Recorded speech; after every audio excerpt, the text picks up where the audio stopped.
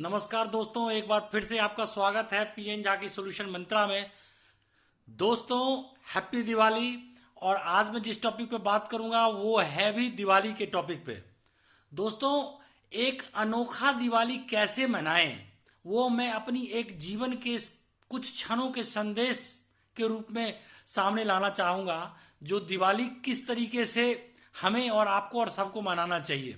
दोस्तों, जब भी हम दिवाली का शुरुआत करते हैं तो सुबह सुबह ही एक दूसरे को happy Diwali happy Diwali happy Diwali कहना शुरू करते हैं। आजकल सोशल मीडिया और नेटवर्क ऐसा हो गया है, इंटरनेट कनेक्टिविटी इस तरीके से हो गई है, जो नए नए मैसेज और हर किसी को हैप्पी दिवाली के लिए कहते हैं। तो क्या वास्तव में हम दूसरों की हैप्पी दिवाली के लिए काम करते हैं? मुझे लगता है बहुत कम ही लोग हैं जो कहते तो जरूर हैं, जो हैप्पी दिवाली और हर किसी को मैसेज भेजते हैं हैप्पी दिवाली के लिए, लेकिन बहुत कम ही ऐसे लोग हैं जो दूसरों की हैप्पी की दिवाली के लिए काम करते हैं। मैं अपनी जिंदगी की सबसे पहले एक अनोखा अनोखा अनुभव शेयर करूंगा, उसके बाद में और कुछ कुछ बातें कहूंगा बहुत कुछ ही क्षणों में। दोस्तों, एक बार की बात है, लगभग 2004 में मेरे पिताजी काफ़ी बीमार हो गए थे और उनका सर्जरी हुआ था। मैं लगभग दिवाली से कुछ दिन पहले, एक दिन पहले पिताजी को लेकर के हॉस्पिटल से अपने जहाँ पे मैं रहता था वहाँ पे लेकर के पहुँचा। मैं लॉज में पढ़ता था, वहाँ पे पहुँचा और अगले दिन हमने कहा पापा थोड़ा सा ठीक हो जाएंगे तो फिर अगले रोज हम लोग गाँव चले जाएंगे। अब क्या हुआ, दीपावली की रात, मतलब वो उससे एक दिन पहले की संध्या पे जैसे जैसे बीती गई, मेरी मम्मी बहुत ज़्यादा बीमार पड़ गई और इतनी बीमार पड़ गई कि नेक्स्ट डे मुझे लगा जब उन्हें हॉस्पिटल में मुझे अपनी माता जी को भी एडमिट करना पड़ेगा। अब समस्या ये हो गया था कि मैं बिल्कुल पॉकेट से खाली था। अब इतना खाली था कि मुझे मम्मी को एडमिट करने के लिए मेरे पास एक भी पैसे नहीं थे।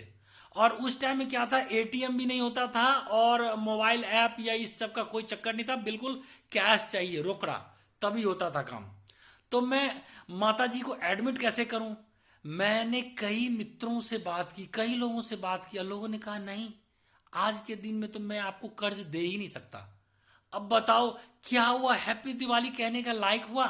क्या यह शुभ दीपावली की बात हुई? यह तो एक प्रकार की भ्रम हुई ना, जिससे आप किसी दूसरे को खुश नहीं कर सकते हैं।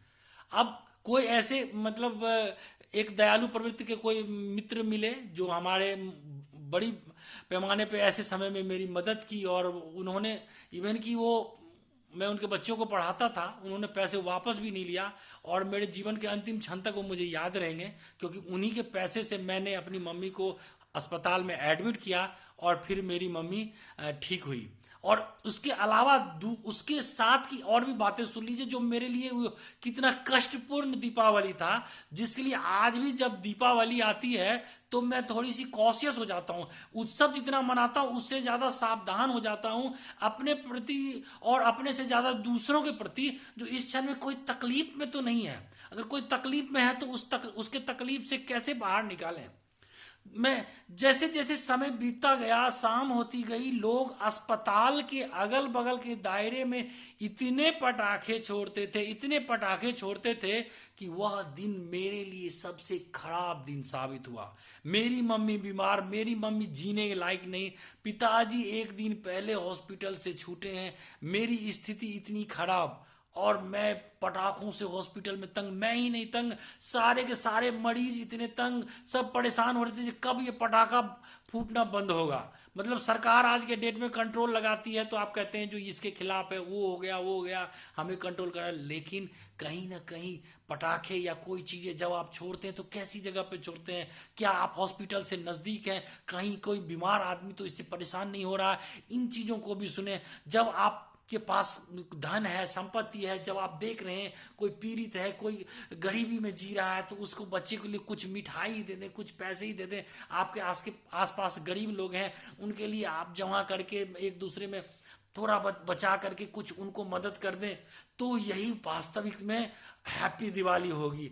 तो तो हैप्पी दिवाली सिर्फ कह देने से हैप्पी दिवाली नहीं है। कहने को तो हम कहते हैं हैप्पी दिवाली, मतलब क्या, आपकी दिवाली हैप्पी हो। आप जब भी ये यूज करते हैं कहते हैं आपकी दिवाली हैप्पी हो, लेकिन हम ज्यादातर किसके लिए, अपनी दिवाली हैप्पी के लिए करते हैं। जो हमारा लक्ष्मी जी हमारे घर में आए, लक्ष्मी जी ये हम किसी को देंगे नहीं, देंगे तो हमारा कम बिल्कुल नहीं कमेगा। आप बांटे, अधिक से अधिक बांटे, सुख बांटे, लोगों का ध्यान रखें, लोगों की बीमारी, लोगों की परेशानी को करें, एकदम होश में रहें, जोश में रहें, लेकिन होश में रहें। और इस तरीके से करें कि वास्तव में हैप्पी दिवाली का मतलब सबका हैप्पी दिवाली। राम जी जब पहुंचे थे अयोध्या में तो सबने मिलकर के दिवाली मनाया था, उत्सव के रूप में मनाया था, लेकिन अपने लिए नहीं, पूरी अयोध्या के लिए। क्यों? क्योंकि राजा राम आ गए थे, वो सबके लिए हैप्पी था। ठीक है, तो हैप्पी दिवाली। अगले वीडियो में कुछ नए तथ्यों के साथ हाजिर होऊंगा। तब तक के लिए धन्यवाद। चैनल को सब्सक्राइब करें, लाइक करें और बातों को पहुंचाएं। धन्यवाद।